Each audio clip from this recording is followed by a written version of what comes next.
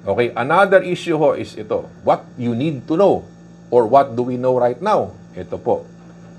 There will always be an issue on leadership challenges inside PhilHealth and it affects payment.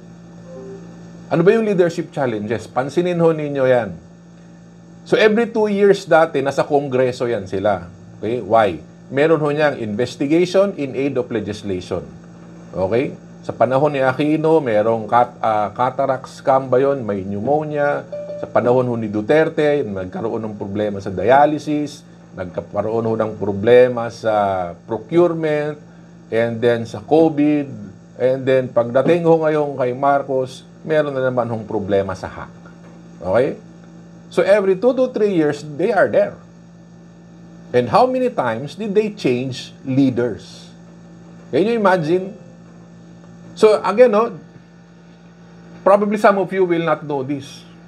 Ilang beses ho nagpalit yan ng president. Okay? So there's something wrong. Unfortunately, we cannot do anything about it. But it will affect yung payment ho ninyo. Okay? So you need also to balance everything. Now, again, no, may operational issues sila sa loob. Okay?